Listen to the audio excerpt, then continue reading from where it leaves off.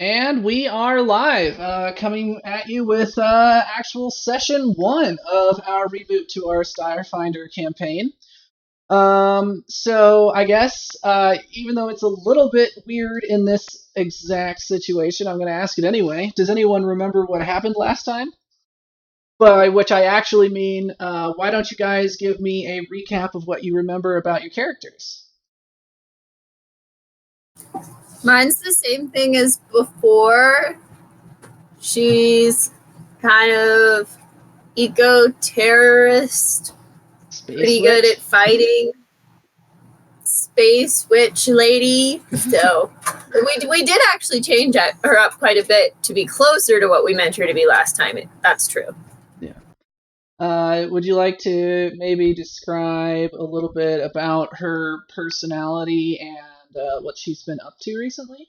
I guess first we should establish one thing. So, how long did you guys lay low after the botched jobs? Has it been a couple of weeks, a couple of months, somewhere in between?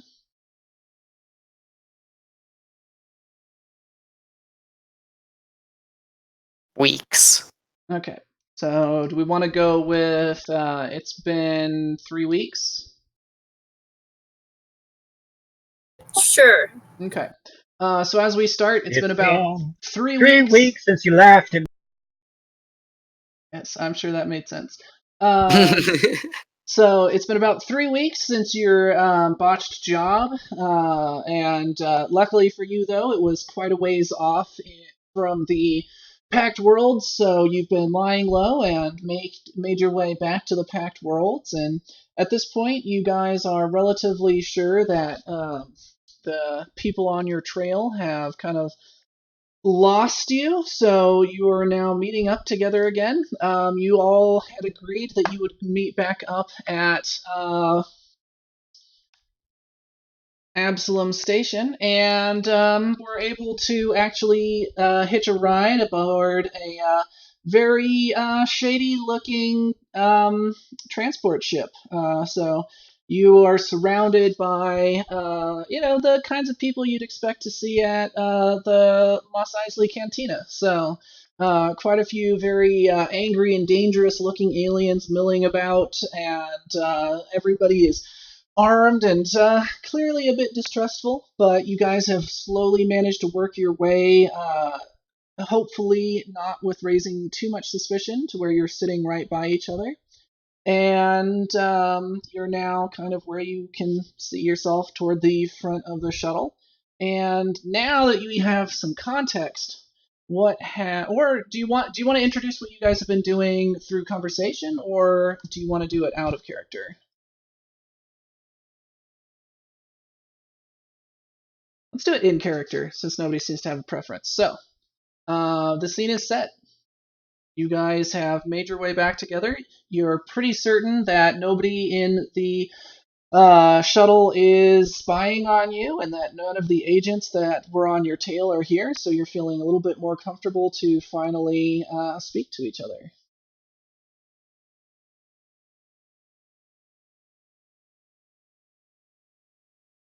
Well, it's been a rough couple of weeks, guys. But we did it. We're back. I don't know. I kind of liked our, camping trip.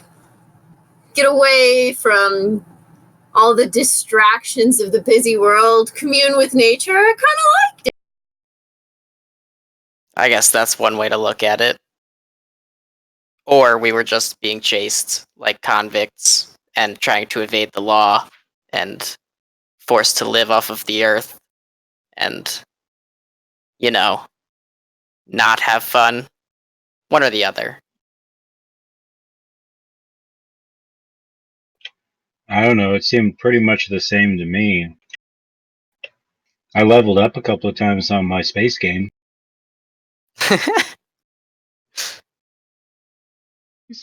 Playing Space Nards, the game. Yeah. You need to teach me how to play that sometime. You're too old. Oh, that's how you feel, huh? You Young little whippersnapper, you're afraid I'll beat you. No, it's more like I'd be embarrassed to have you on my team because you'd be totally getting pwned because you're. One day I'll show you. I still got it. So what are we doing here? What was the goal? Why are we here, guys?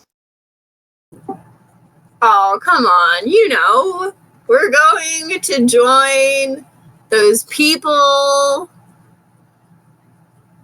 And they've got that section that's, you know, to protect the Earth. So we're joining them. You talking about the Starfinder Society? You know, maybe. Starfinder Society sounds familiar. Yeah, you guys would definitely recognize the Starfinder Society. They are quite prominent. So yeah, you guys are headed to meet up with a dwarf from the Starfinder Society, who you know is what's the right word for it? He is kind of in your corner when it comes to your political goals, and he's named Dwarvor Creel. His name is what? Dwarvor Creel. Dwarvor. Dorvor the Dwarfor. Okay, I put it in the chat window in case anybody wants to know how to spell it. And we have no idea who he is or what he does. I mean, we know a little bit about him. He told us in the invitations when he asked us to come join the Starfinder. And then, you know, you did that thing on the computer where you looked him up to make sure he wasn't lying.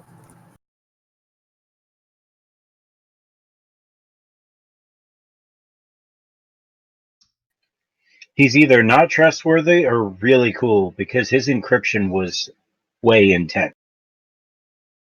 Actually, Dwarver Creel is not terribly tech savvy.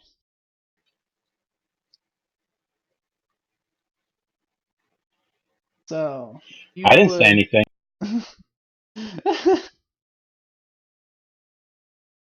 Alrighty, so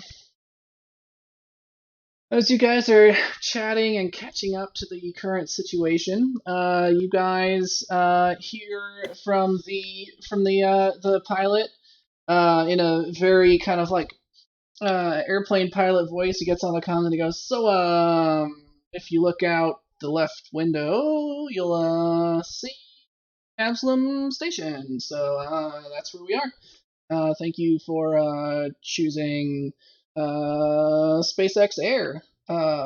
Yeah, welcome aboard." And so then you see out the window this large spire-shaped, kind of top-shaped, I guess, station. Hopefully you guys can all see that there.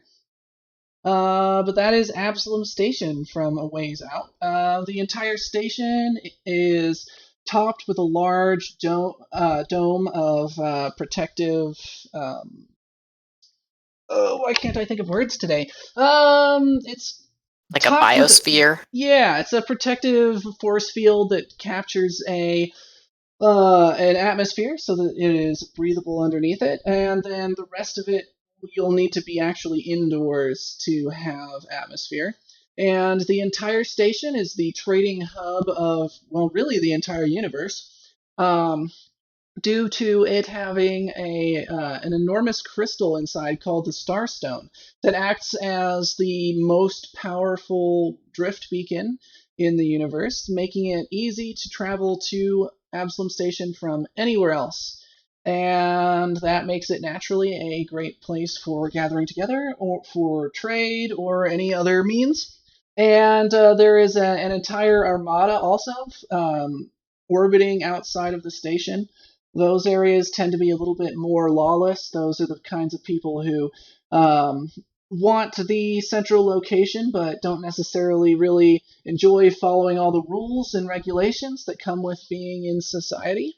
And so there's this enormous armada floating around outside. Your pilot makes his way through the different ships, avoiding collisions and hailing the tower before getting approval to dock. And then you guys dock on one of these triangular tips that come out from the side. And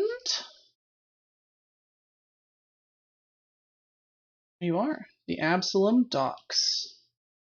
Hopefully you can actually see it. So yeah, you have made it to Absalom finally. So, Ugh. Can't believe we had to hitch a ride with SpaceX. I heard they just had a partnership with Disney. We should boycott them. the cramped. Sorry, go ahead. I just said, okay. Yes, and the cramped legroom and lack of proper ventilation in the ship definitely does nothing to dissuade you from that option. So, now that you have made it to Absalom, this brightly lit docks of Absalom are abuzz with activity as travelers bustle by, preparing to board or disembark from starships bound to or from any of dozens of worlds. Brash and swaggering star pilots, scurrying Isoki mechanics, and expectant colonists mingle with enigmatic Kasatha mystics, hard-faced asteroid miners, imposing Vesk mercenaries, and more, creating a microcosm of the abundance and variety of life in the Pact worlds. New arrivals meet friends, loved ones, or business contacts, and are whisked away into the humming activity of daily life on the vast station. Beyond them, ground crews tend to the docked ships, and dock workers in mechanized cargo lifters load and unload freight and baggage. A sharp tang of ozone hangs in the air, a byproduct of electrical discharges from the docked ships, but underneath, the station's atmosphere has a slightly used aroma. The docking bay's deck plates thrum beneath your feet, though whether this is from the passage of innumerable feet or the vibrations of the station's power conduits and air recycling systems, it's impossible to say. So, would people like to give me a perception check? See what you can pick out through the crowd. I forgot to log into Hero Lab, so I'm headed there. Alright. Well, I also put your PDFs in your characters under the what it's called, the journal. Yeah, the one that looks like a newspaper. So you can get to there as well. Ouch! Bron, why are you super distracted right now? I'm just really short, so I can't see over the crowds. That's fair. You're just kind of like doing that little thing where you're like trying Yeah. to bob up on your tippy toes, Right, I can't see over people. just grumbling to yourself. There's this guy wearing a name tag says Thomas Elswick. He's standing right in front of me. It's like twice as tall as I am. Yep. He's like a six-armed blue alien with like this weird trumpet-shaped mouth, and He's directing traffic with all of his 6 arms. exactly, just But yelling they're at the all top in of my his way at lungs. the same time somehow, so I can't see where he's pointing. Yep. He's holding like 3 different clipboards.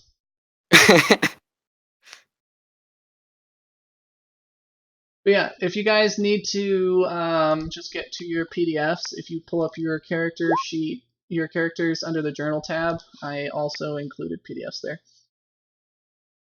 Oh wow, I forgot your perception was that bad. And still you did better than Braun. Alright, and we just need one from Wreckage. Sorry, getting distracted by a whiny child. Terrible.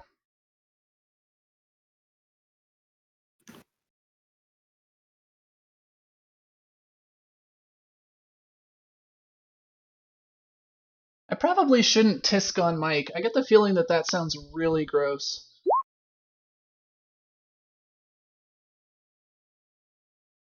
Slash and then Arwayne.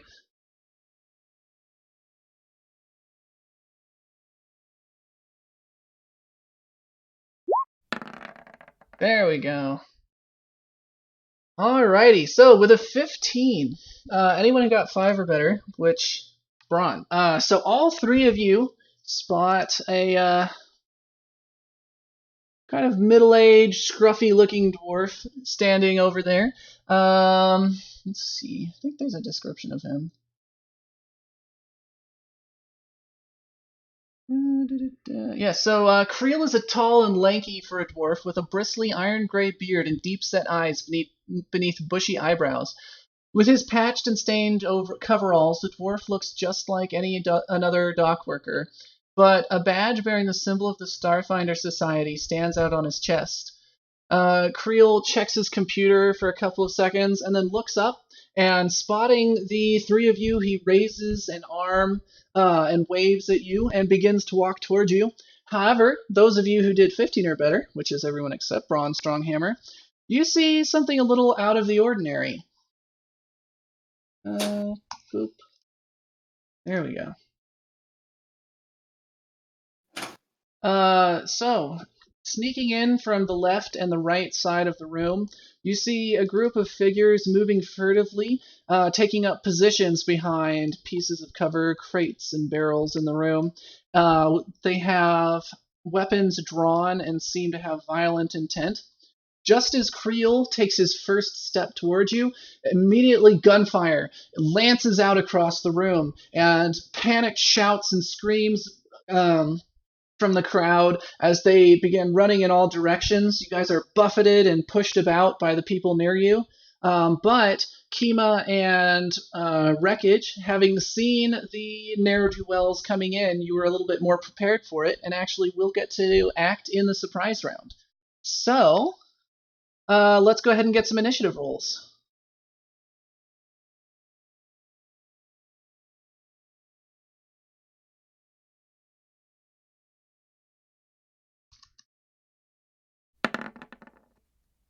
Wow. These gangsters not doing great. Oh my god. Nice. See, the thing is, you know, you're getting it out early. I have a +9. Yeah. I have a +9, and I rolled a 10.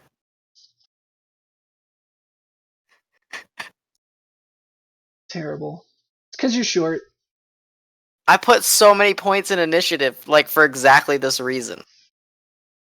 But you have Still to doesn't pay I mean, off. yeah, but even though you rolled badly, you actually still have a higher initiative than the bad guys who rolled better than you. That's true. Are you still on, Rebecca? Because Wayne says that he can't.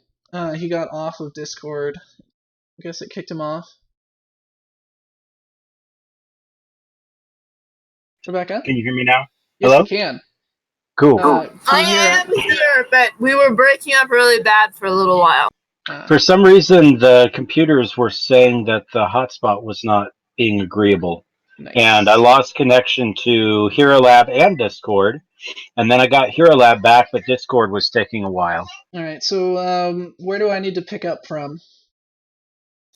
You had just said that Dorvor Creel was kind of tall and lanky for. Okay. So then he looks at his handheld computer device for a couple of seconds, and then looking up, he spots the three of you and a robot on the disbarking platform, I guess. Whatever.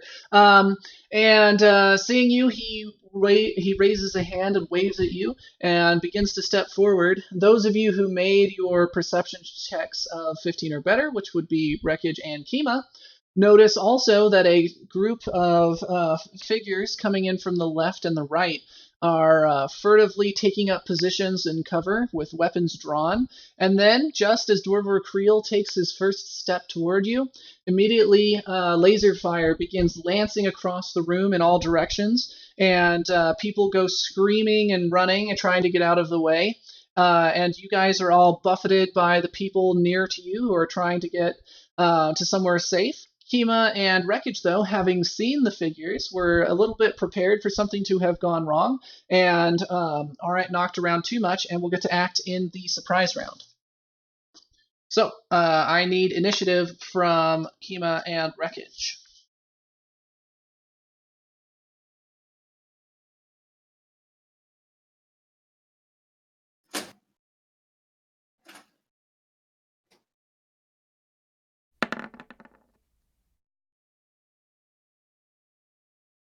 There you go. Noise. Very Alright. noisy. So, I say something to the effect of, "It's just like level 23. Guys, it's an ambush." okay. And then, yeah, you are up first, Wreckage. So, if you remember, you have two general moves. You have a move action and an attack action. You can take an entire round action and choose not to move, and then you can make two attacks. And then beyond that, you also have a quick action and then any number of free actions. So, what would you like to do? Do we know? Are all of these bad guys? Are they attacking us, So they seem to or are they be. attacking each other? It's hard to tell in the pandemonium that's going on. Actually, several people who are just random bystanders have already been hit. It seems that there's a bit of a panic going on. The groups are definitely not friendly toward each other, but didn't seem to have been expecting each other. And some of the blaster fire is is being aimed at each other. Some of it is being aimed at just you can't tell where. But it does seem that the people on the left and the people on the right are not friendly with each other. They seem to be two separate groups. Interesting. Wonder what's going on. They also are definitely not reputable looking individuals, if that is helpful at all. Could we possibly tell Dorvor to take cover before anything hits too hard? You've actually lost sight of Dwarfor. Being short as a dwarf and people just running around in all directions, you can't really see where he is right now. He seems to have disappeared at the spot where you saw him last. You can yell for him, but at the over the screams of the people around you and the laser fire, it's unlikely that he can hear you at this distance.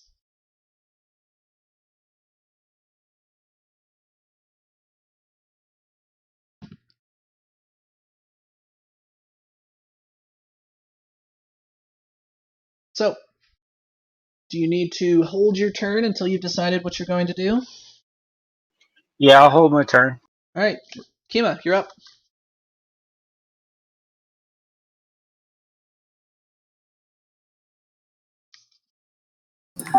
All right, I'm going to load up the sedate thing in the pain claw, obviously. Yeah. I would assume that you kind of just already had that loaded in. So I don't think that's going to really take you in action. Because actually loading it, if it were empty, would take some time. True, I kind of figure that's the one I keep in it. Yeah. But I'm having trouble finding that on my. Are you looking at the PDF or are you looking on Hero Lab? The PDF was easiest, so I was just Okay. seeing if I could find it. Let's see if I can. So make sure you're looking at the top one, the character sheet, because your character, being a space witch, was actually pretty complicated. Yeah, I am. I've actually got all of them open, but I'm in the character sheet. So it's very top page. On the left side, there's a section that says Pain Claw Ghoulish, and it says melee -1, 1d8 plus 3 piercing, and I think what is slicing?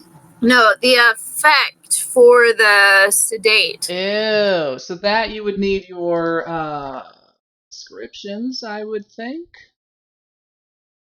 That should have descriptions of your. Oh, it doesn't. Nice. Huh, there should be links to your gear somewhere. I do know that it does 1d4 extra damage in non-lethal, so I can just tell you that if that's what you're looking for. Okay, cool.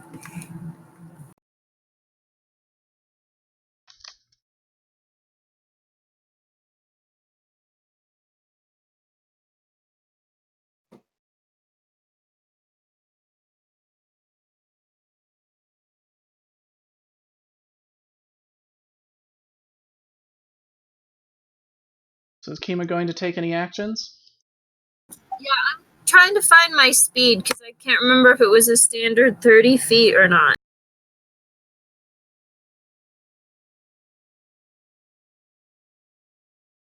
Yeah, it's a standard 30 feet. Okay. Cool.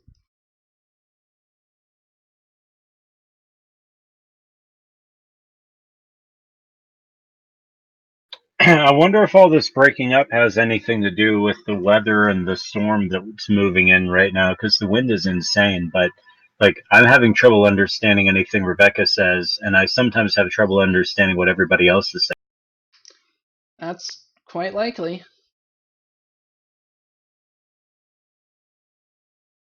Okay, so you're going over some crates right now. Is that what you were trying to do? So I don't seem to be able to get to anyone. So I'm kind of just gonna get into where I can kind of hide behind the crates there. Okay. And are you crouching down? I'm going to crouch down and try to use my laser pistol on the person in front of me. Okay. So this person here.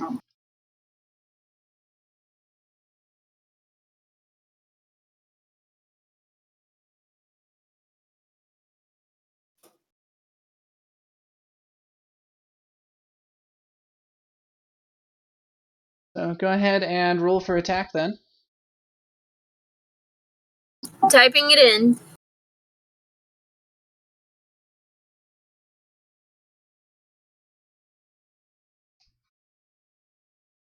Okay, a 10 I do not believe is sufficient. So that would hit, except that they have cover. So you try to take a shot with your laser pistol, and they are able to kind of duck down around one of the edges in time before you're able to get them. And that is your turn. All right. Unfortunately, Jason, you did not make your perception check, so you are not in the surprise round. So now it is the enemies.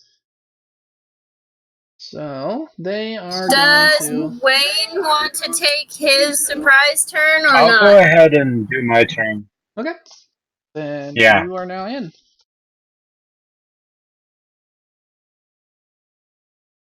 All right. How do I forget. How do I single a person out? I just click. Yeah, there we go. I got it. Do I have a clear shot to this guy? I mean, you can shoot at him. He's behind cover, so I don't know exactly what you mean by clear, but you do have a shot at him. Say what? He is behind cover, so he will get a bonus to his AC, but he is where you can shoot at him. Okay, I'm gonna shoot at him.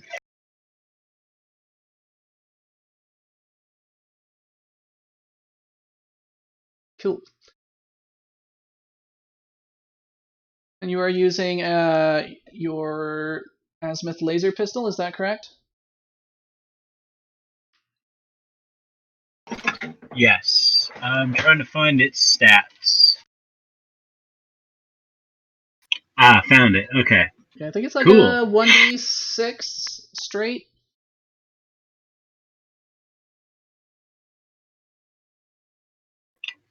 Right, 1d4 plus crit burn 1d4. Oh, it's even lower than I thought. Okay. All right, make an Yeah. attack. Let's see if you can hit him. Okay, and then.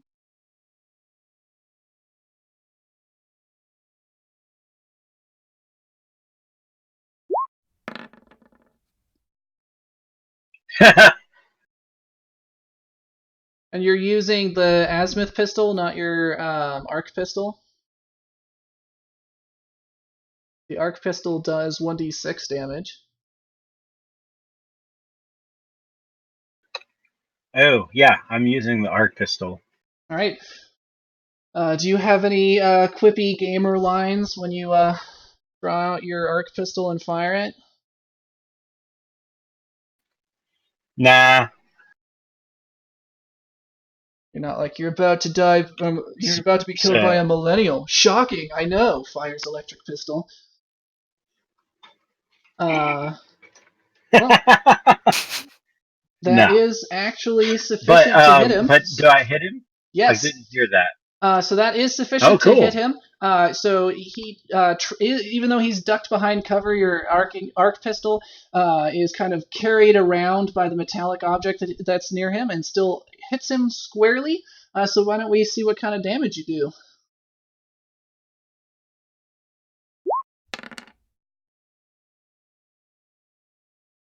Hey. There's no +4. The damage is just 1d6.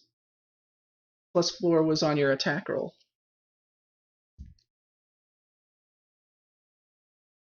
So just 5 damage, but still 5 damage.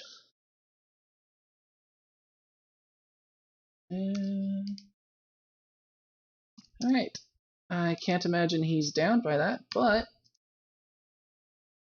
he's definitely taken some damage. And is that it for your turn? You have not moved. Well, technically, so you still have your move action if you want to go. Try to get some cover rather than standing out like an idiot. And then you also have Sparky's action as well.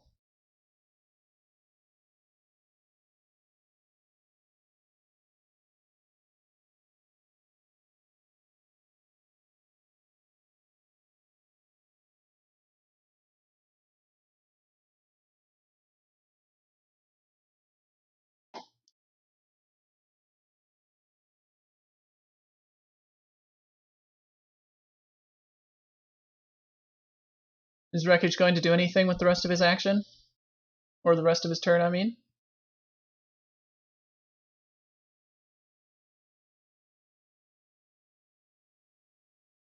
Hello? I can hear you. Are you going to take an action with the rest of your turn?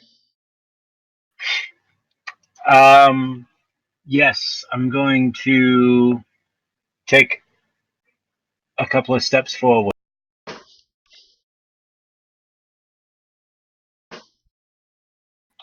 Are these things I'm standing next to cover? Yes. Obviously only from the direction that, people that are across from you. So Yeah. all of the people on the left side still have a clean shot at you. Okay. And then Sparky, would he like to potentially shoot at somebody? Yeah, he's going to shoot at the same guy I did, but he's going to move first to there. And then I don't see Sparky's sheet. You should. Oh, there it is. There it is. It just took a minute for it to load. Yeah, I was gonna say.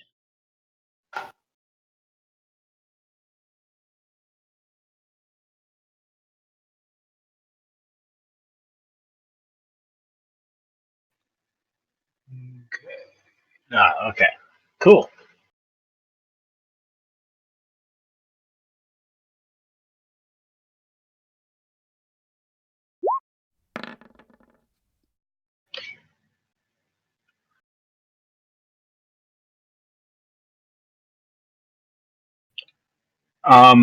Is there a crit range in this game? I forgot.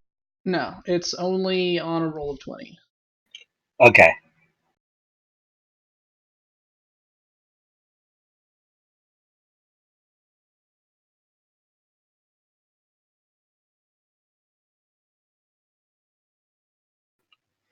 Hey Thomas, Yes. if I were wait, how do I do the pinging? If you just hold down, yeah. Yeah. So if I were to move here, Mm-hmm. is this thing cover? Yeah. So I would be covered from, say, this person. Yeah, and also the person coming to the north, and then if you could get inside of it, you'd actually have real good cover from most directions. Cool. So Sparky fired at the same guy I had, and he got a 21 plus definitely a 8 hit. damage. So 8 damage? Alrighty. Yep. Hell yeah. Wow, I'm rolling pretty good today. Yeah. Not For sure. Alright, let's see, is this guy dead? Yeah. So you guys are blast away.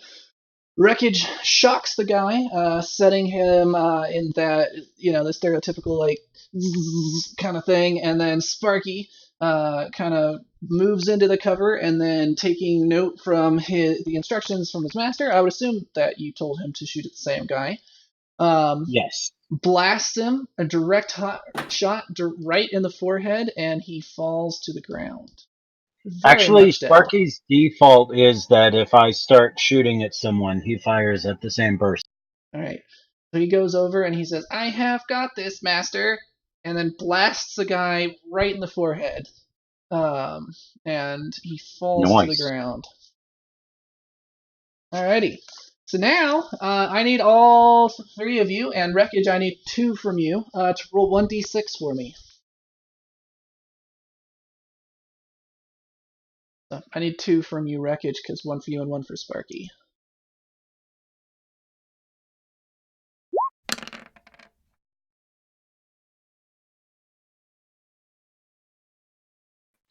Wow, those are some low numbers. I shouldn't have said that I was rolling.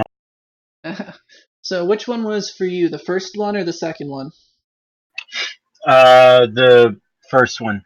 Okay, so it looks like as the fire from the gang members continues to shoot around, Sparky is actually targeted by one. So let's see what happens from that.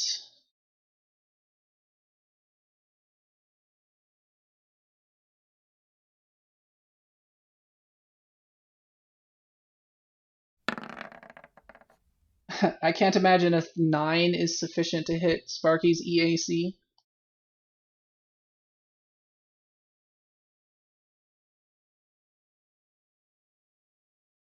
Nope. All right. So then the other members are going to be shooting at each other.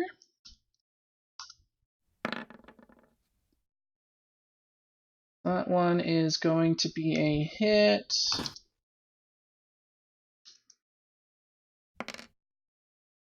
So this lady here is going to get hit for 5 points of damage. If I can select her. Is she on the map layer? Oh, nice. I don't know why they were on the map layer. Oak layer. There we go. That's better. Alright, 5 damage to her. And then next one to shoot. That is not good. Well, yeah, that's a hit for 3 points of damage to this guy. And another shot. That is a hit for 5 points of damage to this guy.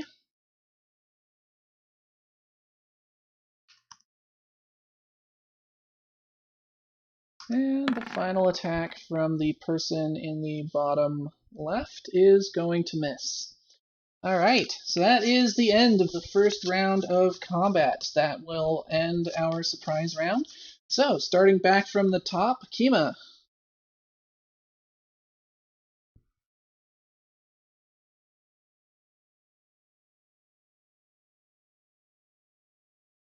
At this point, Dima's gonna hold her turn because she's trying to decide whether she actually wants to fight these people or just wait till they stop shooting at each other. Alright. Jason, you're actually up now.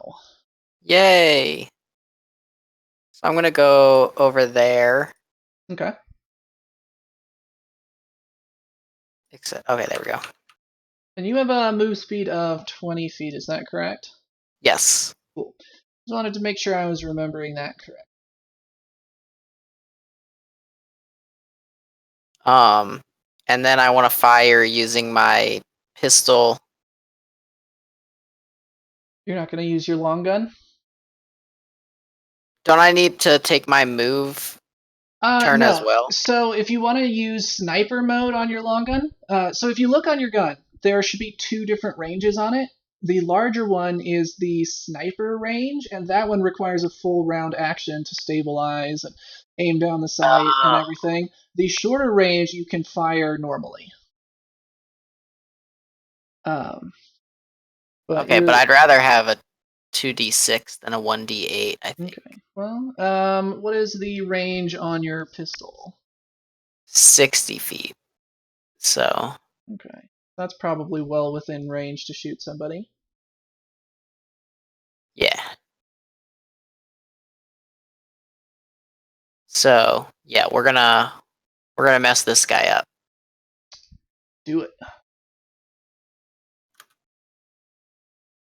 So what's the first bonus that I get? Where do I look for that? So the first thing is going to be like a plus something. In the case of your pistol, it's a +4. That is your attack.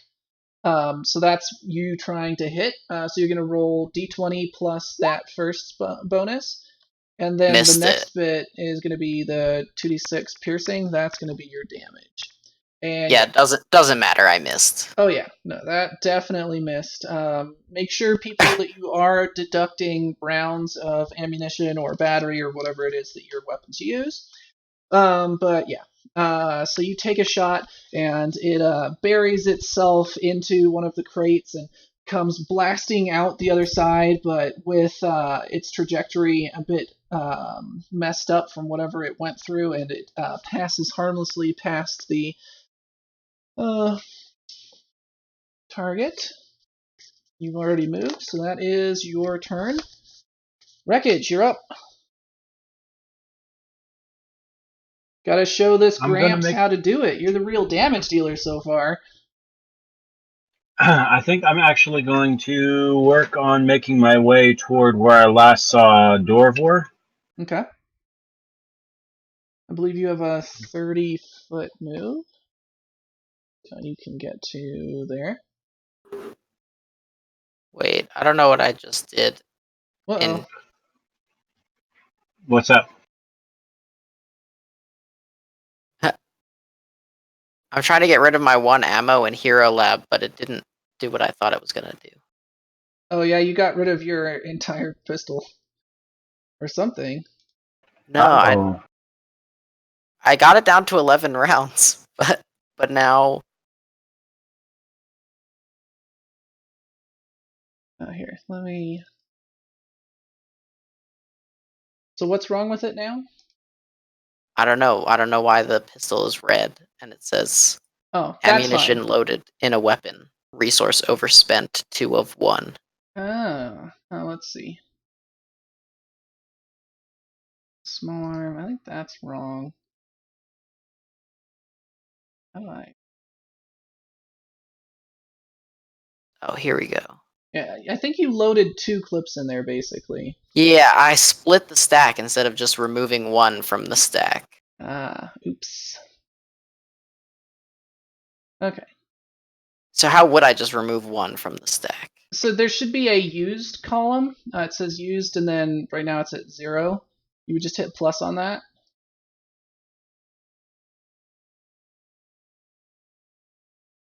Used. Yeah, so if you look at the row there, there's a little thing that looks like bullets. If you click on that, that'll let you edit the ammunition loaded into the gun. There's a thing that looks like bullets. So you're in Hero Lab, right? Yeah. I'm looking at the weapons page. So go instead to, on the left menu, select play at the very top. And then right in the middle, there should be the equipment section. And then you should see your semi-auto pistol. Got it. Okay. I'm still not seeing bullets. Oh, weapons. Semi-automatic pistol. Yeah, it should be right next to a picture of a die. Got it. Okay. Yeah. If you click on that button, then there should be a section that says ammo, and then it's got your max, it's got what's in there currently, and then a used one, and then you would just tick up used. Obviously, because you already split it and got rid of it, you wouldn't do that now, but next time you would. Yes, got it. Okay, thanks. Q. Alright. So Wreckage, you moved up to that grating on the floor there. So what are you going to do next? Yeah.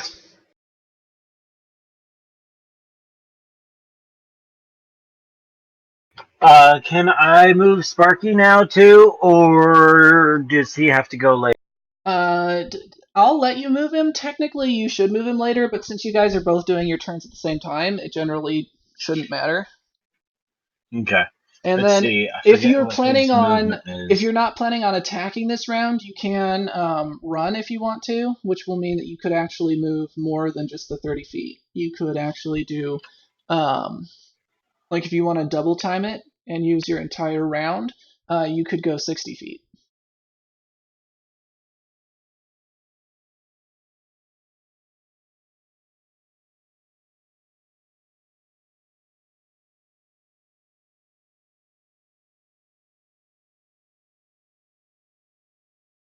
I don't see the thing for measuring. How do you do that again? It's a little circle. So on the left menu, it's a little circle with like a ruler sticking out the top.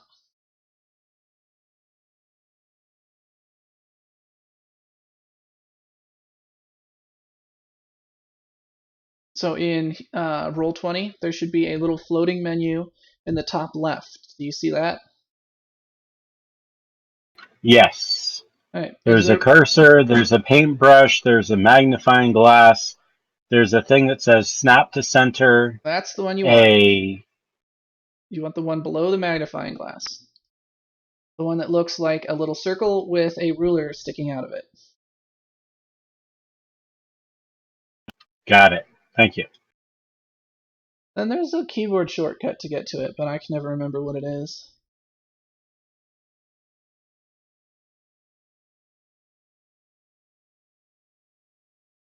And it is not Control R. That just refreshed the page.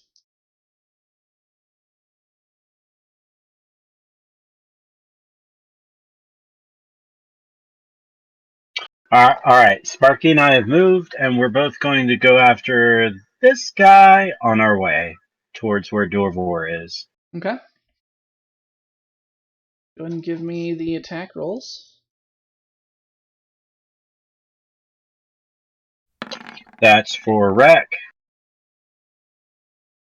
Okay. That is a hit. That's for Sparky. Holy crap. That might be a hit. Just a little bit. Yeah.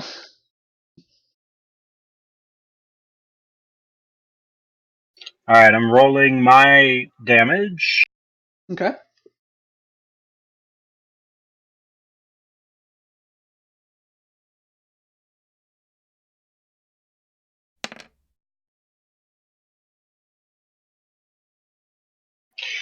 Alright. And then Sparky's damage, it's crit, so I do 1d8 plus 1d6, right?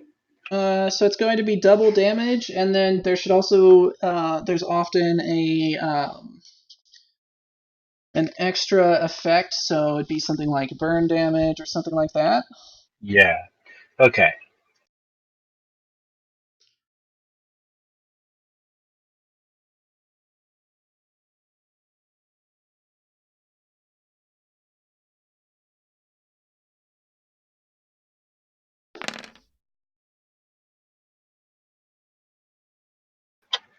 Okay. And then So where did the the d6 is the burn damage. okay, and then it So it's normally does one 2d8 plus a 2d8. d6. Cool. Alrighty. Yeah. So yeah, that's 8 points of damage plus your 2 for a total of 10 points of damage. He already had 3 points of damage, meaning that he's killed outright. Would you like to describe how you dispatch this guy?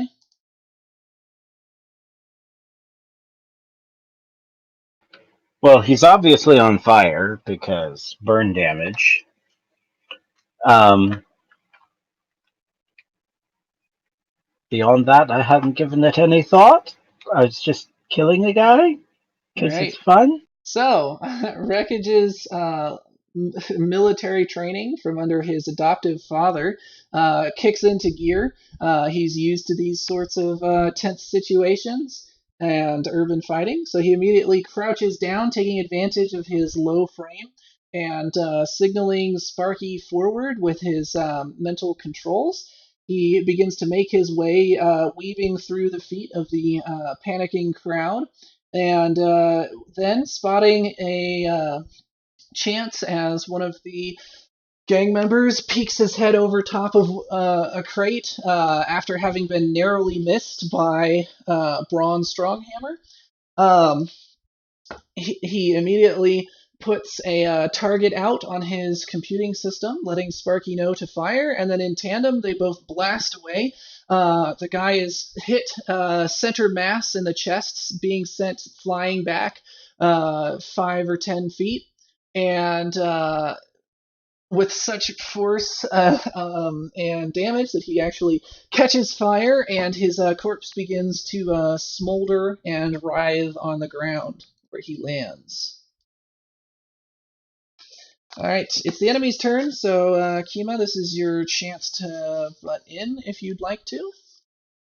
Otherwise, sorry, go ahead. No, Kima's still not sure if she wants to kill these people. She's a little confused. Cool. Wait, is it not my turn next? No, you went after Kima passed on her turn, and then Even though my initiative roll was higher than the enemy's? well, you went. Okay, so what happened was the surprise round. You had Kima, you had Wreckage, and then Kima. Wreckage held his turn until just before the enemy, so he's been moved into the slot after you. So when we started the round over again, the order was Kima, Braun Stronghammer, Wreckage, enemies, end of round. Does that make sense? Yes. Okay. Okay. So everybody, go ahead and give me a d6 roll again.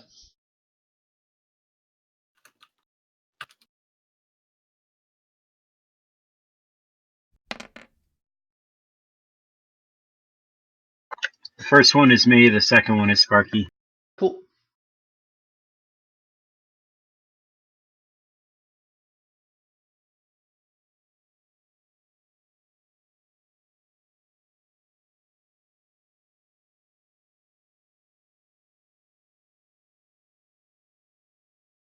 Also, while we're doing this, for the turn, if I don't use a move turn, I can't take 2 attack turns, right? If you do not move, then you can make 2 attacks. Okay, cool. And then if you do move, that takes up your move action, and then you have only your attack action left. Right. All right. And does that mean I can also take 2 moves? Yes, so you can double time it if you want to move twice your distance, but then you would be unable to attack on the same round. Or you could actually run, which is a full round action, and you will go 4 times your speed, but it has to be in a straight line. And it cannot be over rough ground. Okay, cool. Alright, so none of you are targeted in this round. Guy on the top left, or top right, I mean, is going to fire and miss horribly. Then the lady on the top left is going to take a shot. She is going to hit for... Oh, not d20. That'd be a lot of damage. There we go. 2 points to the guy on the top right. Then middle left is going to fire. She's going to hit, doing 5 points of damage. And that guy on the top right is very seriously injured. You can see that he's barely holding on to life at this point. But not quite out for the count.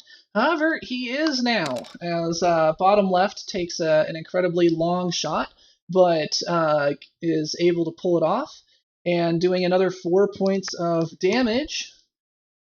That will be sayonara to the people on the right.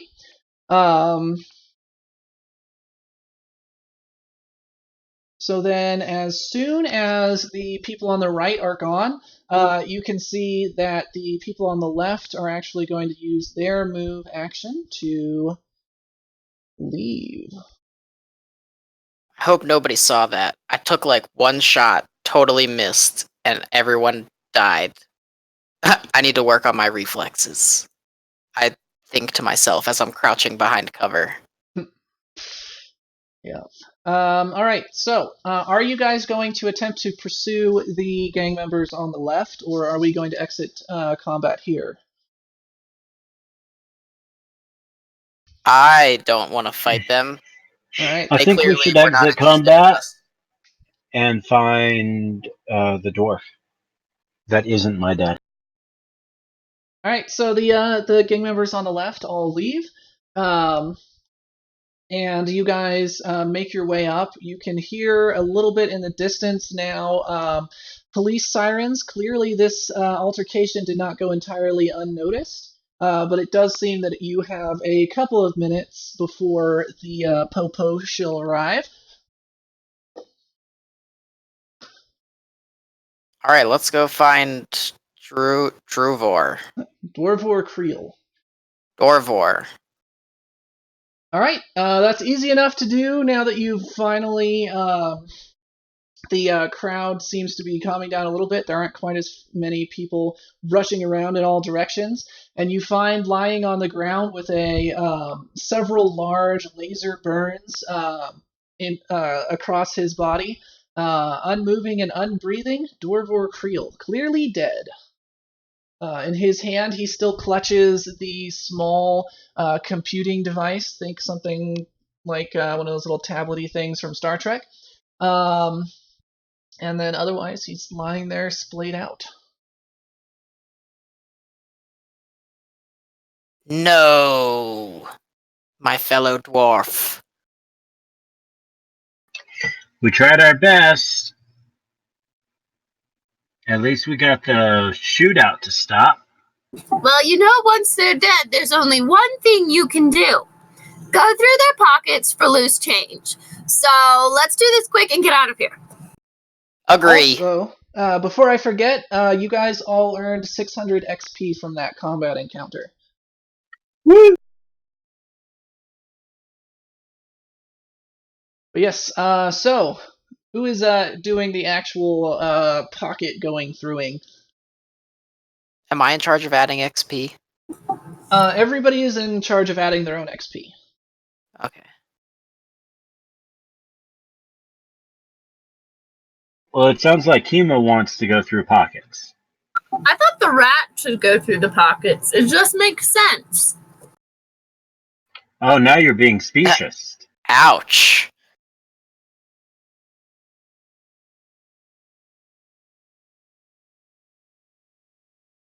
All right, so we don't draw too much attention. I'm gonna quickly just like swipe the computer thing and try to get out of here with the rest of the fleeing group.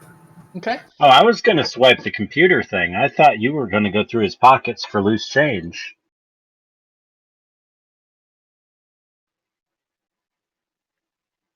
Because I'm like the hacker dude. So I have his computer. That's already happened. But if you want his change...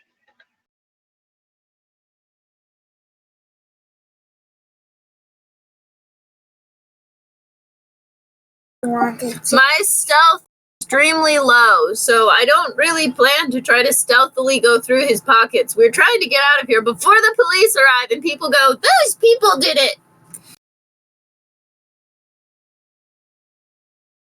Speaking of, as you are arguing, the sirens are getting louder and closer. I'm leaving and they can decide if they follow or not, but Kima is definitely trailing the crowd and trying to disappear into it. All right. I searched this guy's pockets. Okay. You find a few pieces of gear. He has a tactical baton. He has an azimuth laser pistol, and he's got like 10 credits on him in a cred stick. Oh no, he has 150 credits on him. 150 or 50? 150. Hell yeah, plus 150. And also a battery with 20 charges.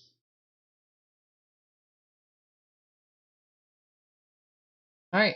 Kima's gotten out of there. Wreckage is still standing awkwardly next to a corpse. And I've got Jason, I'm going to move Dorbor's you. stuff, and I'm headed out. Okay, well, you need to move your token. I'm going to move you so that you're not through a wall. Oh, that's a wall? Yes. That's a wall with a door being right where Sparky and Wreckage are at the moment. But yeah, so you're over there. You've just managed to retrieve these items from this guy and stuff them into your pocket when several security robots and a tall, angry-looking guy with a square jaw and like a mutton chops comes in and immediately starts wrangling people and getting the area cordoned off. And you and the other people, other bystanders, are all instructed to go wait to be processed over by the information center here. Wreckage and Kima have already made their way out and are able to escape the cordon unless they want to say otherwise. I definitely do not want to be questioned, so... So do you comply? A large security robot with kind of you know the droidicas, or not droidicas. What are the Star Wars robots that have like the gun in their arm? They're like silver and really awkward looking. I don't remember what they're called. Anyway, it looks a lot like that, and it comes up and it says, "Citizen, please go to the information center," and it points to the information center to be processed. Which citizen is it addressing? It is addressing Braun Stronghammer. And where's the information center? Right, her. And how many are there? How many robots? Dudes? So there are about a half dozen robots, a human security officer, and two what appear to be lower ranking officers, one of which is female and the other one is a youngish looking Kasatha. Yeah, what do you want from me? You have been, citizen, you have been involved in an altercation. I am requesting that you go by the information center so that you may be processed. Hey, that was not involved in that altercation. That was not me. I am not accusing you, citizen. You merely must be processed in order to leave the area. There is a full police cordon in effect. Okay, just get me out of here, dude. Alright, so you go willingly over? Yes. Alright. So the majority of the people had already fled the area in a panic, but there were still several dozen who had either taken cover or for other reasons were still around. All of them gather over there. One by one, you are all taken aside and questioned by the square-jawed police officer. You're about halfway down the line when he approaches you and says, "All right, suppose you're up. Please come with me." And motions for you to join him over here. I'm just going to use Dwarver Creel's picture for him for now. All right, citizen. In your own words, can you please describe to me what happened here? Well, there were some dudes on the right and some ladies on the left, and they started shooting at each other. And Yep. I jumped behind those crates, and I let them shoot it out. All right, and you see him flipping through some information on Datapad. He says, "I have here two different witnesses corroborating the fact that you fired back. Would you like to explain that?" They must be mistaken, officer. I drew my firearm, but never fired it. Would you mind letting me see that firearm in question? Absolutely. All right. He takes the firearm from you and slides open the chamber, and there is a fired casing and powder burns still clearly evident. Must have gone off in my pocket. I find that rather difficult Use to your believe, bluff but yes, if you would like to use bluff, you might be able to convince him. No, I just want to throat punch him, actually. This guy's pissing me off. Okay. Oh my gosh. So then, go ahead. He's wasting my time. And how are you? So you're planning to just do like a surprise attack here? Yup. Right. And while I'm throat punching him, I grab my gun out of his hands. You are only going to be able to do one of those two things. Okay, well then I'll definitely throat punch him first. Okay. So yeah, go ahead and give me an initiative roll, and we'll see whether or not you can outdo him. And act first. That's better. That's definitely better. That's fine. Stats for this guy real quick. Okay, his initiative is a +4.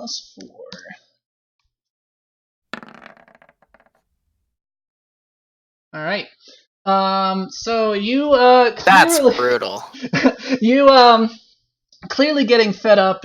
He notices you clench your fist and maneuver into a striking stance. But before you're able to attack him, he pulls out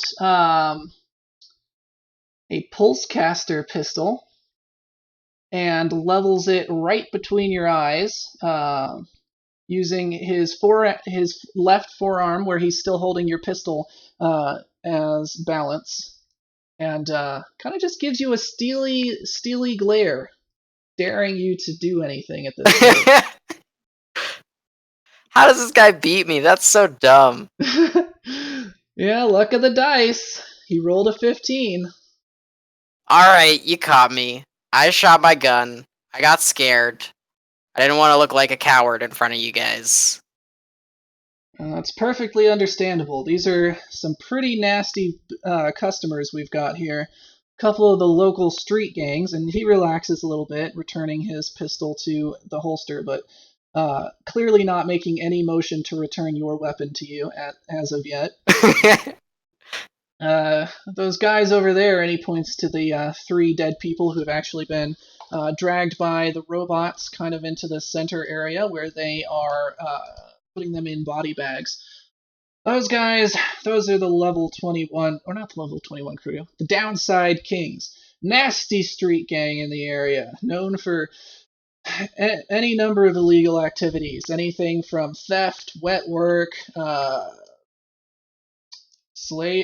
trading in sentient species, you name it, they'll do it. Bunch of nasty people. The ones who made it out, we were able to see them on the security footage, and he gives you a look there and turns the pad towards you and shows the clear picture of you firing your gun, which he's obviously had on his pad this entire time. But then he kind of shifts it with a finger swipe and points it to where the other gang were. These guys are the level 21 crew. Still nasty customers, but if I had to choose one side to make it out of this alive, I'd say I'm happy with what happened here. But, all due respect, they can't be that nasty. They got lit up. Well, you were, they got unlucky. And then he scrolls back the footage and shows Wreckage and Sparky. These two seem to have done quite a bit of the damage. A couple of pretty skilled operatives we've got there. You wouldn't happen to know these two. My ears are tingling somewhere. I'm just like, yes, I am infamous now. My bluff is horrible. So What about your diplomacy? That's true. I mean, Also horrible. I'm Nice. at a minus on both of those. that makes perfect sense for your character, though. You just tried to throat punch a guy.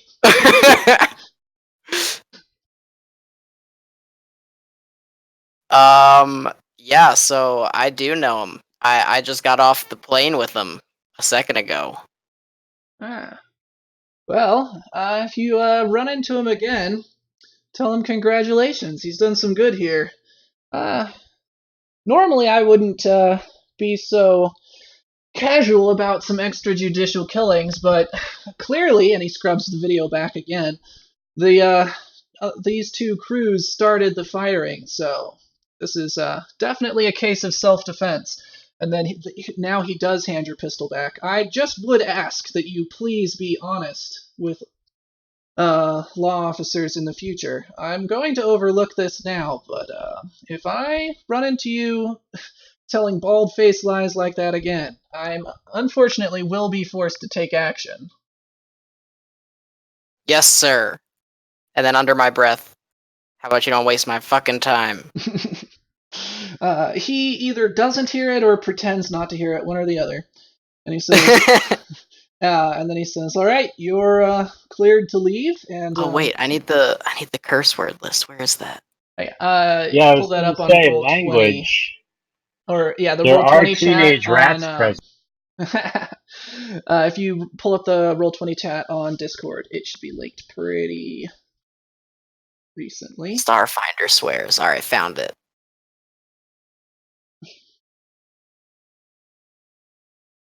But yeah, you could be you could say you pronking dash. You pronking dash. Don't waste my pronking time. All right. Bunch So of- then, Bunch of gaskets. I'll tell ya. yeah. So he either doesn't hear it or pretends not to, and then he pulls up his data pad and kind of angling it towards you. He swipes in your direction, and you feel your communicator vibrate, and a notification bloops up, and he says, "All right, you've been processed. You're free to go." And he then moves on to the next person. Wonderful. I'm out of here. Do you check the notification? There's a notification? Yeah, I just said that he swiped towards you with his data pad, and you feel your communicator vibrate, and a notification pops up on screen. Oh yeah, let's check it. So as you're walking away, checking it as you walk, as modern people are want to do. Thankfully, you're not about to walk out into any streets, so you're probably safe in this instance. You see that it is just the police paperwork filing the incident and clearing you of any possible charges. So just a basic report. And then Delete. yeah. Now, if you at some point are talking to another officer and need to make sure that they know what happened and that you're cleared, you might still want it, but entirely up Nah, to you. I live on the edge. All right. That paperwork's not worth my time. So then you get to the area where Sparky and Wreckage have their tokens. They're not actually standing there. They've already made their way down the hallway and out of there. And you see a robot standing with a small blockade blocking your way. One of the security robots from before. I've been processed. Let me through. Very well. Please show me your documentation, citizen. I pull out my documentation. I hope Which you're, documentation? Because he's asking for the thing you still just has like deleted. 5 minutes. Okay, I go into my recently deleted and I get it back. Okay. And I'm not doing that just to be a jerk. That was the plan all along, was that you needed that to get out of the cordon. All right. So you grumble for a few minutes under your breath as you pull it back up from the deleted folder, and swipe it toward the robot. You see a brief flash of an LED on the robot's face, and then it moves the cordon aside and says, "You are cleared to leave, citizen." Cool. Nailed Right. it. So, a short way outside of the docking bay, you guys, Wreckage, Sparky, Kima, where did you go after you got out of the area, and what have you been up to? It's been probably about 15-20 minutes. I'm thinking we probably went somewhere that we knew Braun would end up. So I'm thinking probably the nearest bar. All right. Also, you guys can message each other on your communicators if you need to get any information across on where to meet up. I'm not messaging him until I know that he is not in prison. That is a smart move.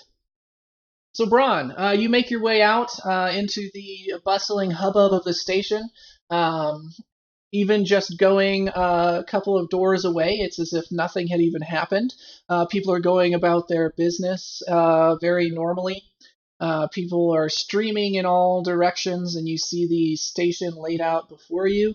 You are in kind of the more industrial part of the station. So there are many different warehouses and people driving around in very large, heavy vehicles.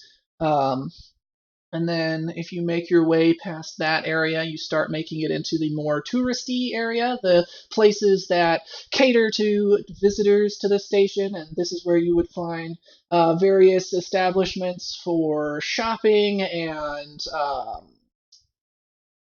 hotels and that sort of thing.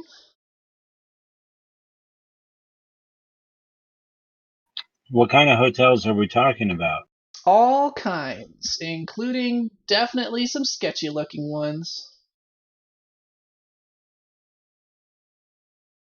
So I walk out and I send a text to the group that just says, "You know where to meet," very cryptically, because we always go to the bar to meet. Um, and then I head over to the nearest bar. All right. So yeah, they're awaiting you in there. Sparky has made his way up onto the stage where he is trying to sing karaoke very badly. Most of the customers are just ignoring him, and Wreckage is very quietly turning down the volume, hoping that Sparky won't notice. What does Sparky sound like? So he sounds like I don't know. Trying to think of a song that would make sense. So he's like, I can't remember the lyrics to "Eye of the Tiger." I guess he's just singing that part. He's just singing. What's that? I can't remember. I haven't listened to songs until I don't listen to music. So he's just up on stage going, "Mary had a little lamb, little lamb, little lamb. Larry had a little lamb whose fleece was white as snow. Master, I am singing a song. Are you proud of me?" I'm just blushing and turning the volume down, pretending I don't know this weirdo. And then he starts going into "We Will Rock You." It's like, we will rock you. And he's stomping his little chittery legs on the stage as he does so.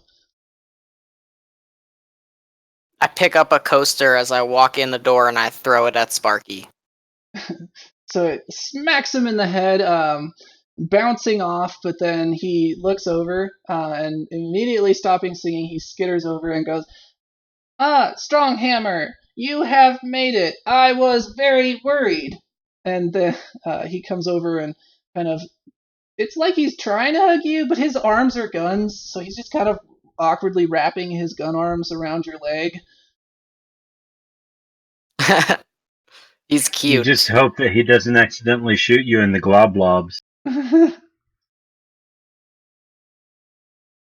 I am glad to see that you are all right, Strong Hammer. Thanks, Sparky. I'm glad to see your singing hasn't gotten any better.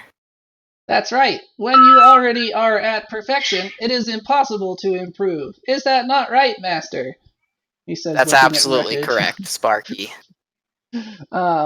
So his little faceplate Yeah. lights up with a yellow smile, and then he skitters back off to the stage.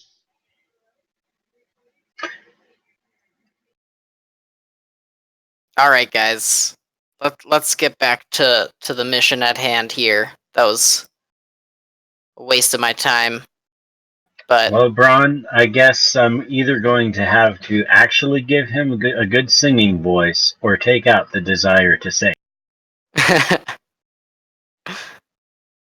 was able to find out some information about the gangs that were fighting earlier. Although I'm gonna need the game master to remind me what the names of the gangs were. All right. So the guys on the left, which I'll point out, it wasn't actually like an all-female group and an all-male group. I just had two different looking tokens so that you could tell the groups apart. So you had the group on the right side. Those were the Downside Kings. And then the group on the left side, the ones who survived, those were the level 21 crew. I need to go AFK for a few minutes, but I'll still be able to hear what's going on. Okay. So I put those names in the chat for you, Jason. Thank you. Okay, so turns out it was a kerfuffle between the Downside Kings and the level 21 crew. The level 21 crew were the ones who escaped, but from what I could gather, the Downside Kings are the ones we need to be more worried about. And then what are you up to, Kima? Have you made your way over to join them at this point?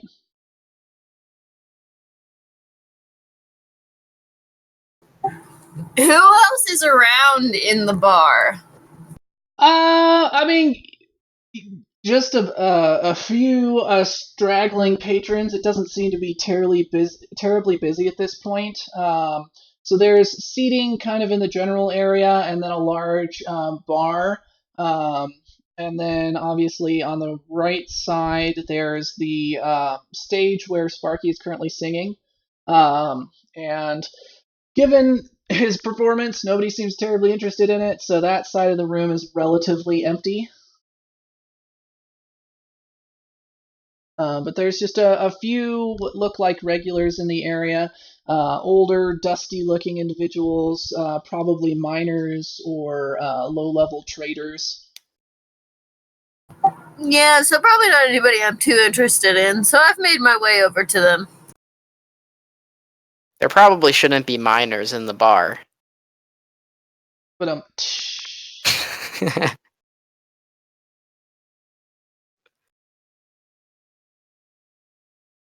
right. So Braun just finished telling you about the group that was there, the two gangs that were involved. Wreckage, by this point, has pulled out the computing device and starts going on a line of technobabble about how he's going to hack into it. And then he swipes up and realizes the entire thing is unlocked, and he can just read everything on it without any effort. So then going through Dwarver Creel's device, there's really not that much that's very interesting on it. He seems to have been a relatively uninteresting individual. He actually wasn't involved in the group that you are going to meet. He seems to have been more or less a go-between, somebody who was there just to guide you to your actual contact at the Starfinder Society. But what you do find on his device that seems interesting is, first of all, a list of your names and descriptions, which is how he was able to find you at the station, having never met you before. And then also another name, Chiskisk, and an address. So if you guys would like to make, it's not knowledge local, what do they call it now? Culture. That's it. If you guys would like to make culture rolls to recognize the address or name, you may do so.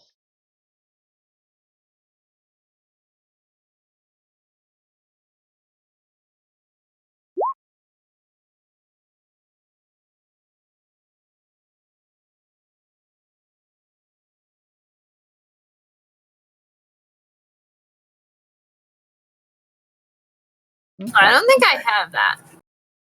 You should. Everybody should have that, I thought. Or am I having you roll the right thing? Yeah, it should be culture. Weird. I mean, you should have culture. At least some number in it. But anyway, Braun, you rolled plenty high enough. So you recognize Chiskisk as the name of a high-ranking Starfinder official, and your contact in the eco protection cell within the Starfinders. And the address is that of the Lorespire complex, which is the home base of the Starfinders. I know this guy. And then I say all that. Well, that's good. So I guess probably we should go find him. Yeah, I say we go to this address. All right, will that be before or after downing probably too many drinks? I'm feeling pretty pissed off, so I definitely down a few. All right. So you go up. The barkeep is a kind of older Lashunta. And as you sit down, he telepathically asks you what it is you'd like. Give me your strongest ale. All right. So 4 rounds. I'm assuming Sparky drinks. Sparky likes to pretend he can, and pour things on his I'll just face. end up drinking it. All right. So you sit down. He kind of gives you a bit of an "Are you sure?" look, and then seeing your face, immediately gets the picture that yes, you are. So he asks if you'd like to open a tab, or if you'd like to pay for it immediately. Once again, you just hear the voice in your head. I'm paying cash. All right. That will be 10 credits. And then he goes off into like a little door leading into a back room, and comes out with a bottle covered in dust. It's an all black bottle with just 3 X's written on it in some sort of chalk or white chalk or paint. He blows the dust off of it, and then removes the cork. As soon as he does, there's a popping and fizzing sound, and you see a brown vapor leaving the top of the bottle in a small cloud. He then pours that into 4 shot glasses. Or did you want them as shot? I guess he asked, do you want these in shots or tumblers? Tumblers. On the rocks or nay? Yeah. All right. So then he takes out 4 perfectly clear like geodetic shapes, places them into the glasses with a pair of tongs, and then pours the liquid over top of the ice cubes. You can see it that as it collects in a pool in the bottom of the glass, it is not mixing with the water at all. It is separating nearly as much as you would expect from oil and water.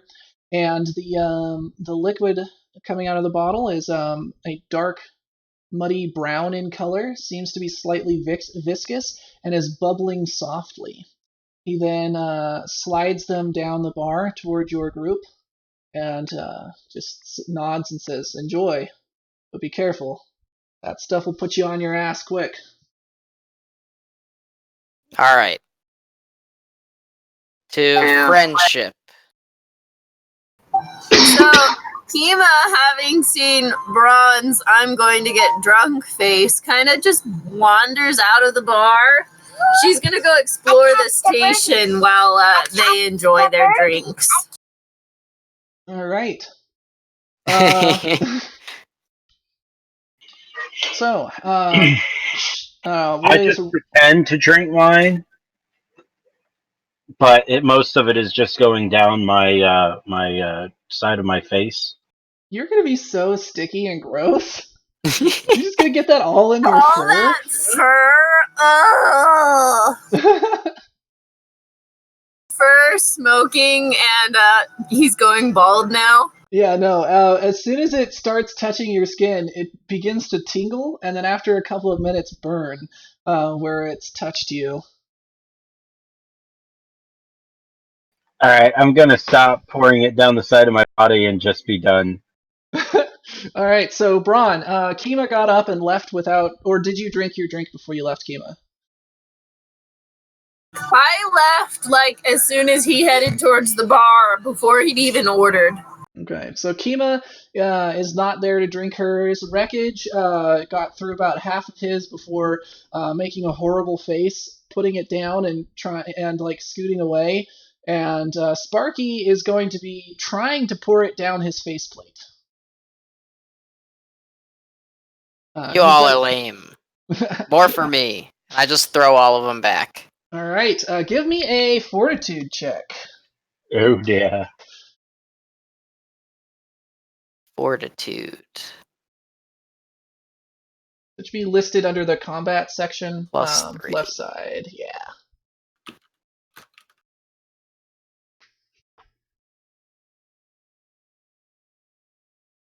All right. So as you drink the first one, you can feel it burning on the way down. Which one of those rolls was it? Is it the 10. 10? Okay, cool. You can feel it burning on the way down, and then a pleasant warmness and numbness begins spreading from your stomach. And then within a few minutes, you can feel yourself rather lightheaded, and the room begins to shift and waver slightly. Going on to the second one, your vision is beginning to dim, and every once in a while you'll kind of open your eyes and realize that time has passed that you can't quite account for. And then by the time you've finished the third one, you are just reeling drunk, happily joining Sparky in a round of karaoke on a song you've never heard before, just belting out the wrong lyrics at the top of your lungs. That's what I'm talking about. All right. I'm trying to pretend like I don't exist in the corner. Like the darkest corner where only the emo people hang. Yeah. There's like a mop-haired teenager with hair over one of his eyes, just sitting in the corner, like black nail polish. He's got a really tall, skinny stick that he's holding. It's about 3 feet long, and he inhales from it every few seconds, and then after holding his breath for a couple of seconds, he'll exhale black plumes from his of mist from his nostrils. And being an emo, unless you approach him, he's not going to speak to you either. Yeah, nah. All right, Kima, you were wandering about the station, just checking out the sights. Kima has presumably been to Absalom Station before. And kind of where are you headed? I'm just kind of checking around and making sure I know where we'll probably want to stay for the evenings. And after I've kind of scouted out what looks to be the best sort of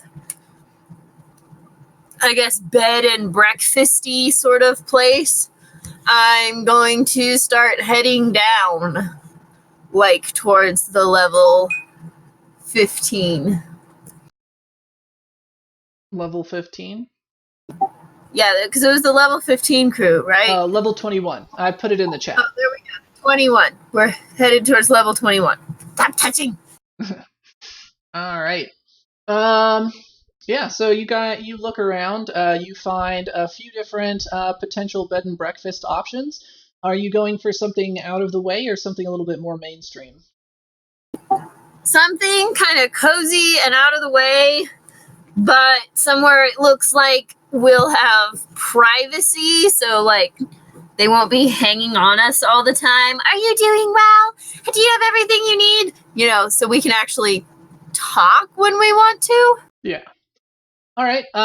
So then you look around for a bit and you find a little kind of out of the way hole in the wall type place that advertises itself as a bed and breakfast, and it has a sign. Better yet, I'm not actually looking for a bed and breakfast. I'm looking for a space, B&B, where we can rent like a little apartment or house or something. Okay. So you pull out your communicator. So I'm going to need a computers check to see if you're able to connect to the local Holonet without your tech expert around to help out.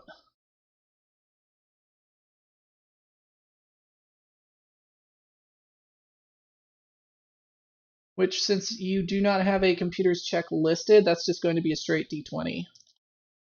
Oh, okay, cool. Because that just means you have a +0 in it.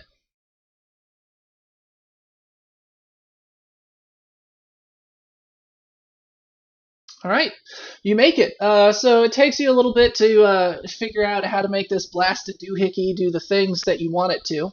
But after a bit, you are able to, and you connect to the local network and begin searching for listings. Can you repeat that? So you're able. It takes you a minute, but you are able to connect to the local network, and you get on and begin looking for local listings in Space B&B. And Sweet.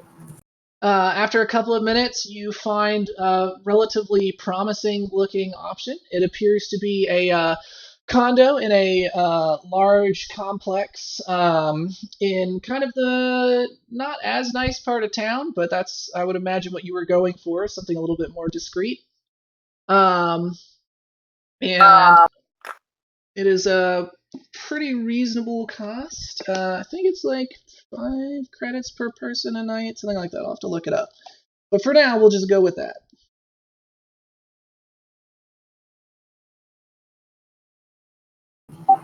Cool. I'm going to walk by the address, make sure it's good, and then book it for like a week. Okay. Yeah, so it's 5 credits per bed, basically. So assuming you want separate bedrooms for each of you, it's going to be 15 credits per day. Well, technically per night.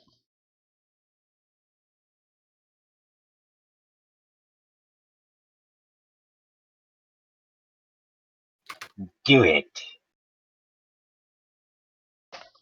All right, so you head over there, and make your way up, and you find there's a door that well, you get to the door and there's a welcome mat, and it has the picture of a cat kind of grabbing a mouse. And then on the door, there's a little sign that says, I don't know, trying to think of a cat pun. I'll think of it later. Anyway, there's a sign with a cat pun on it. So you ring the doorbell.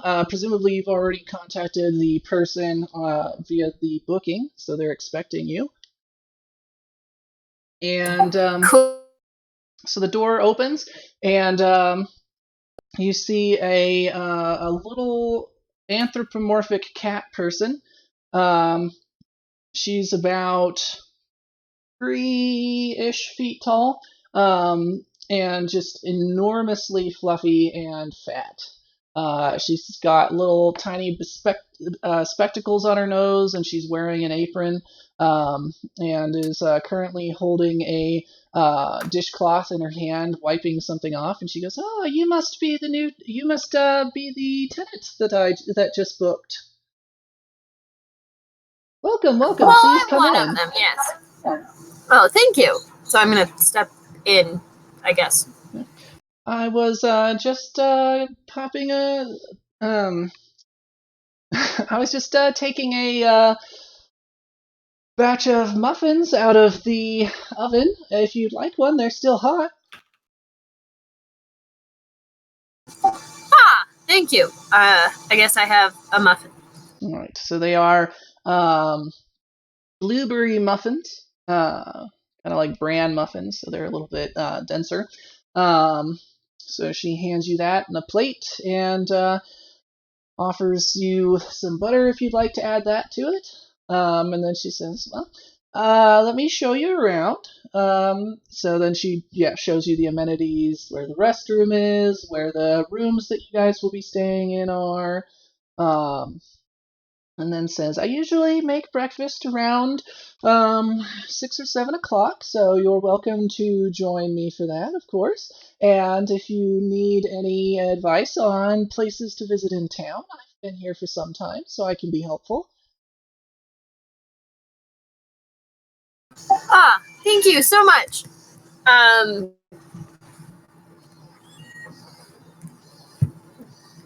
Does she give me like a key or something? Yeah, good point. So she's like, here's the key to get in. Do you need more than one copy? Perhaps? If I could get 2 copies, that'd be really great. Yes, that's no problem. And she she goes out back into another room and then comes back, and she hands you. How many copies did you ask for, Rebecca? 2?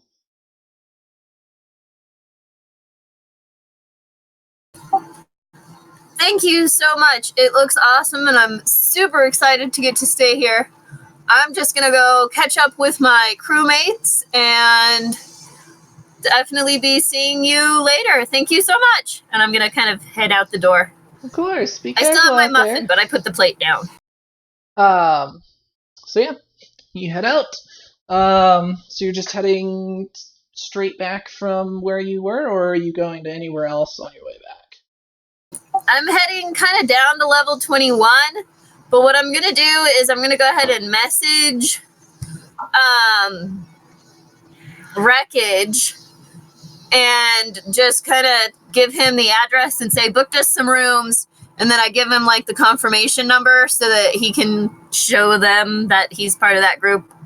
And yeah, so they just have like, booked us some rooms. Here's the address. Here's the confirmation number. Catch up with y'all later. All right. So do you have anything else specific planned, or do you want to fast forward to where everybody gets back together? I was going to just kind of go browse around level 21. I'm not actually doing anything. I'm just kind of getting the lay of the land because I'm assuming kind of we've been to the main part of the station, but not really further down. And since it sounds like we're going to need to head down there to find out more later, I'm just kind of trying to spy it out, I guess. Okay. So you can. Do we need to wrap up soon? Just curious. Yes, we should be wrapping up fairly soon here. We've been going for about an hour and 45 minutes. So yeah, you go down to level 21. The entire area definitely reeks of poverty. This area is much less well maintained even than the docking areas. The streets are narrow and crowded, and you can hear occasional sounds of gunfire in the distance. Going around, there are several times where you see rather disreputable-looking individuals leering at you, though a quick flash of your pain claw and a meaningful look is generally enough to set them back on their haunches. And you kind of check the area out. Are you asking anyone specifically questions, or how are you gathering information other than just kind of checking the area out? Mostly I'm just seeing kind of what buildings are here, what people are kind of like, what the activity is sort of like.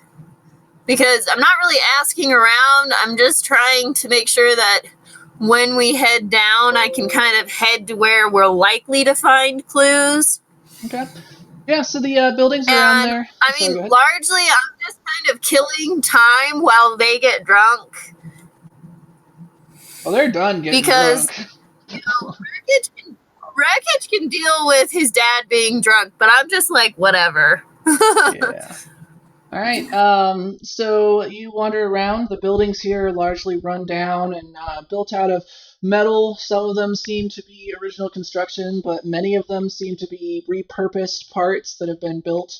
Many of the streets are narrow specifically because extra buildings have been built out into the streets past what was originally meant for the area. It's a mixture of housing and smaller businesses. All of the businesses seem relatively well fortified in the case of an attack. Generally, you can tell that the proprietors keep weapons behind the counters, and the doors and windows are all able to be closed with metal shutters. The people that you see are generally a mixture, largely human, but there are also plenty of different aliens mixed in. Though you do sense that there is some amount of segregation. Generally, you'll find sections that are almost entirely alien and then come back out and see other sections that are almost entirely human. They don't seem to mingle very evenly. And yeah, it just seems like kind of not the nicest place. So yeah, gathering that information, kind of having explored around, you feel like you could make your way around a little bit easier. You get a message from Wreckage saying that he's dragging Stronghammer back to the B&B and that they'll meet you there. So I would imagine you head back as well. I head back and I kind of pick up some dinner ingredients on the way up. Probably just some sort of like space pasta dish. So just like some sauce, a little bit of veggies, and some pasta. Mm-hmm. And like some fancy space cheese. And yeah. Cool. Yeah, so you make your way back. Wreckage and Stronghammer. Stronghammer, you are being carried partially by Wreckage and then largely actually by Sparky, given that you are way too heavy for Wreckage to actually carry. You are mostly conscious at this point. You're already starting to feel rather sick to your stomach and nauseous. Your motor control just doesn't seem to be all there. It's okay, guys. I got this. I just I just gotta. I'll just puke and then I'm gonna be good. All right, and then you do. You puke all over poor Sparky, just showering him in vomit. Sparky, largely unfazed, being a robot, doesn't understand the concept of grossness, but Wreckage just groans, the most emo teen groan ever. All right. Sorry about that. I'm feeling better. It's just like one of those things where he barfs on me, so I barf on him, so he barfs on me, so I barf on no, thankfully he barfed on Sparky, so that didn't happen. So then you guys arrive at the front door. But that does mean that Wreckage is going to have to watch Sparky later. Yeah, well, Wreckage is also like sticky and gross from having poured this stuff down his face. So, That also is true. three very bedraggled and disreputable looking individuals, a robot, Nisoki, and a dwarf, show up in front of the door that Kima specified. And yeah, you guys are now there.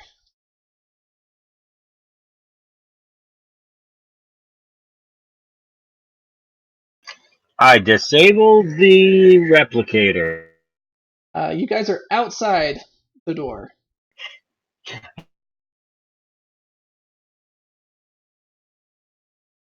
At this point, Stronghammer, you actually are feeling better after having violently ejected the contents of your stomach. You get the feeling that you're also going to be violently ejecting the contents of your body from the other end here in a few hours.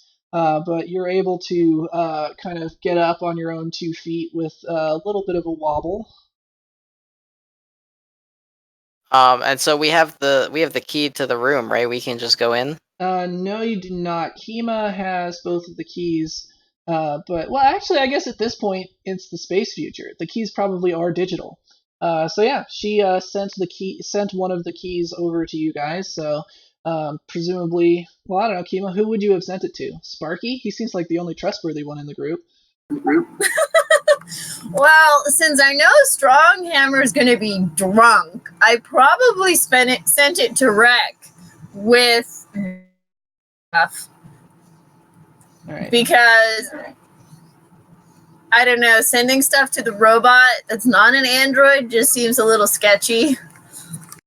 Fair enough. All right, Wreckage, you have the key on your communicator.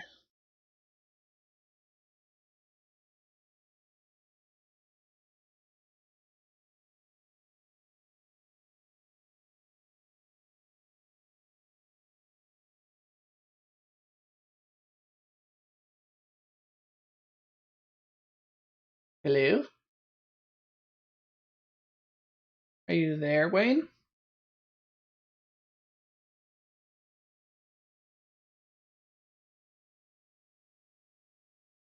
All right. Well, Wayne's mic seems to be having problems again because nobody can hear him, even though Discord is showing him as talking. Which is odd. But yeah, so let's just skip forward. You Can you hear guys. me? Hey, we can hear you again. Okay, cool. All right, so you have the key. I'm having trouble hearing you, but Kima says that she did give you the key to the condo.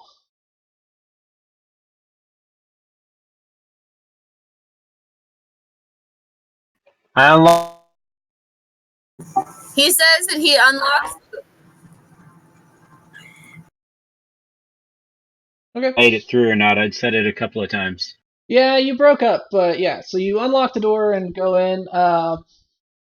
So the cat person who looks rather surprised for a second and then goes, "Oh, you must be the other tenants. Welcome, welcome."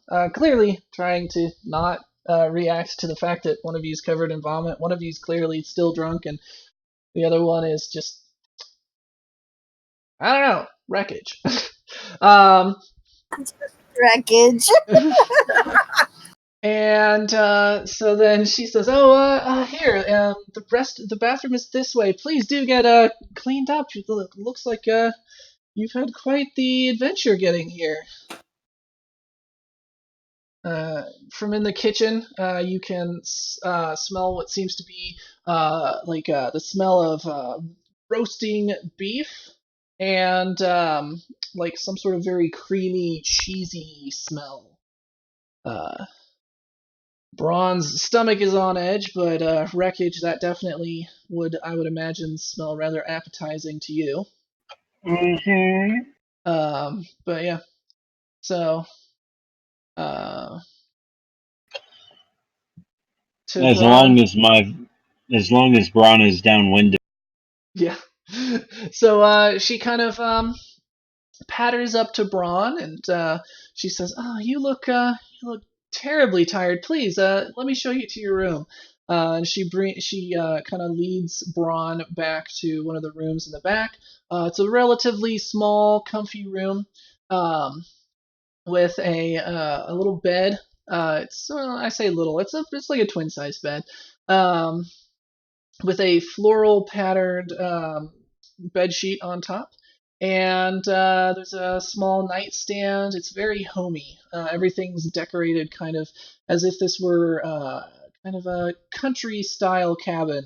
Even though she's even wallpapered the metal walls with checkerboard patterns to make the place feel a little bit more homey.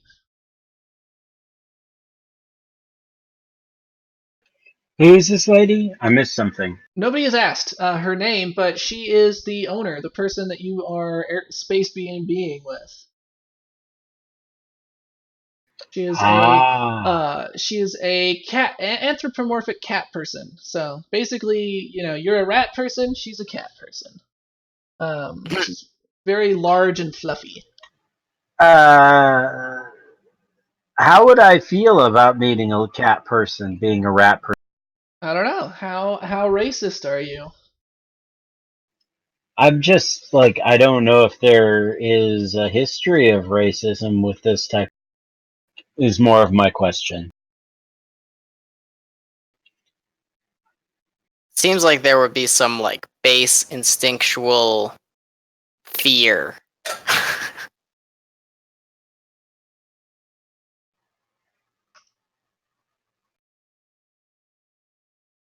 I mean, they're about the same size as each other, so it's entirely up to you if you'd like to react in a way like that. But um, Nah, there nah. is no like overbearing, animosity between your two species.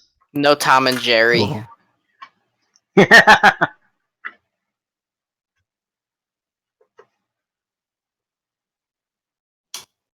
And let me get you a picture. So is this a pretty good place to kind of wrap it up? Yeah, I think we will be wrapping up pretty quick here. Let me just send you a picture of this person. We'll have Kima show up, and then we'll wrap up there for the evening.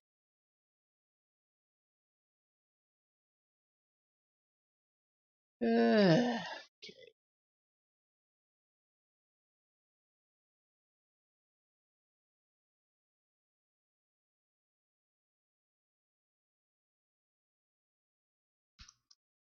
Oh, she's cute. So that is your host. All right. So then, yeah. Wreckage takes Cool. Sparky back to get him scrubbed off. Ron, you are back in the room. Your feet almost collapse out from under you as you kind of throw yourself onto the bed. I would assume you're headed for the bed anyway. Yeah, I just throw myself on the bed. Got my limbs hanging off in all directions. I'm snoring before I even hit the pillow. Um, and then you wake up about 20 minutes later. Kima, that's about when you arrive. So, Braun, you actually wake up to the sound of the door to the exterior closing. And then on the nightstand next to the bed appears to be some sort of horrifying red concoction that you recognize as a hangover cure.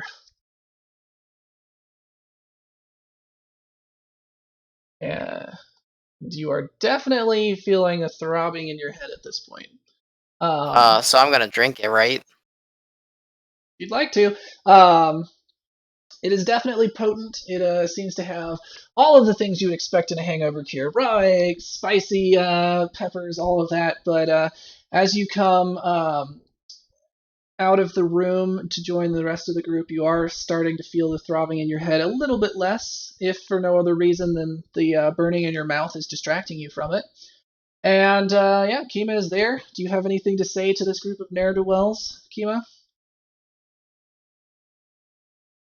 Good to see that you guys can at least follow an address. So then, yeah, your host then comes out and announces that dinner is ready, and you guys all file into the dinner. It's once again decorated in a very homey style, and laid out on the table is definitely far too much food for you to possibly eat.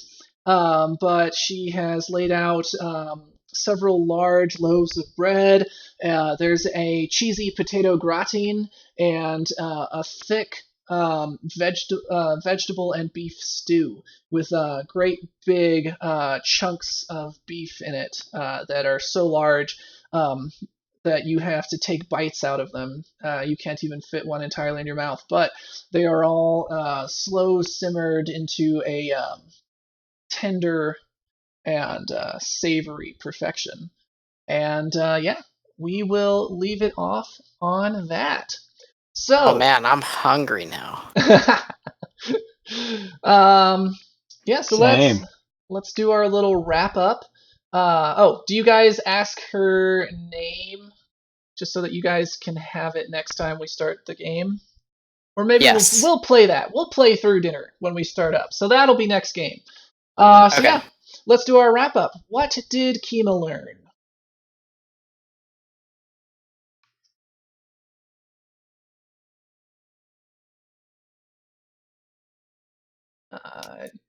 We can't hear you if your mic is on.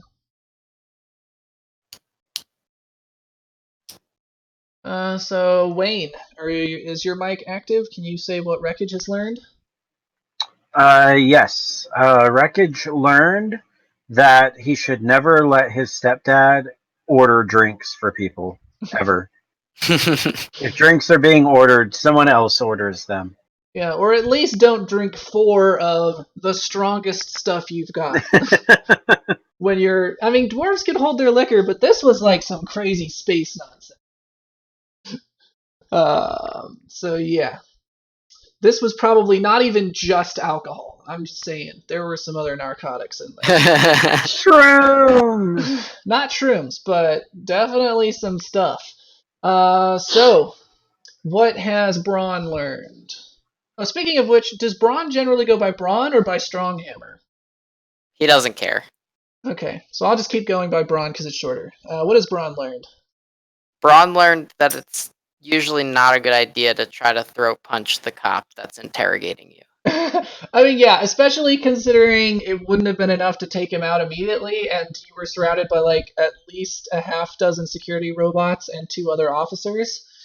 Oh yeah, I'm assuming it would have ended the same way regardless, if Yeah. not me being detained, but it was great role playing, so definitely not criticizing the action in those terms because that was very Still would have appropriate thought for your it would character. have been kind of funny if your character had like died or nearly died in the first play session because you decided to punch a cop. Yeah, they would have used non-lethal damage, so he would have been alive at the end. But yeah, no, it would have been a whole other thing of you guys getting him out of space jail. All right, and Kima, is your mic working again? I think it is. Awesome. So what did Kima learn? Kima learned that Space B&B is definitely the way to go because, I mean, free meals, that's awesome. Yeah, no, you lucked out. Your host is definitely kind of the best case scenario as long as she's not fattening you up to eat you. This is true, and we do have a rat, so who That's knows? right. And you remember what the rug was? It was a cat catching a rat. And the sign on the door said, "Welcome to Meow Home." Aww.